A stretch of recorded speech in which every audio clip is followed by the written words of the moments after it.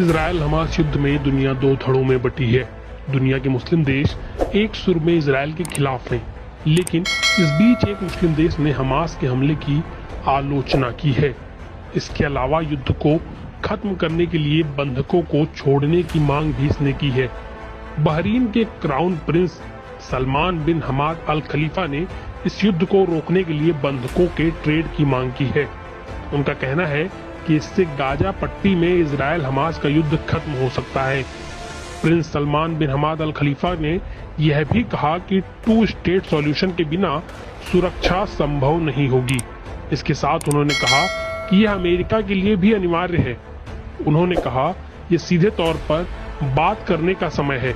इसके अलावा वह गाजा में बंधक बनाई गई इजरायली महिलाओं और बच्चों को रिहा करने का आग्रह भी हमास से करते हैं। बदले में इजराइल को भी अपनी जेलों से फिलिस्तीनी महिलाओं और बच्चों को छोड़ने की बात कहते हैं। प्रिंस ने इजरायली जेलों में बंद महिलाओं और बच्चों को गैर लड़ाकू बताया। उन्होंने कहा अब शांति होनी चाहिए ताकि लोग जायजा ले सकें, अपने मृतकों को दफना सकें, लोग अंततः शोक मनाना शुरू कर सकें और शायद लोग उन खुफिया विफलता के बारे में पूछना शुरू करें जिस वजह से ये पूरा संकट पैदा हुआ।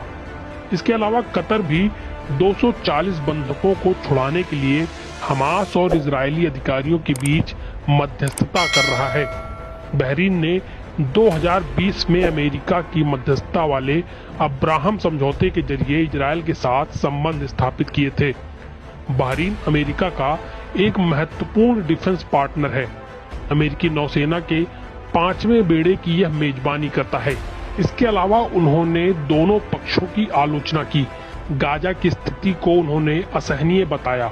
7 अक्टूबर के हमले के लिए उन्होंने हमास और उसके बाद इजराइल की बमबारी की भी निंदा की।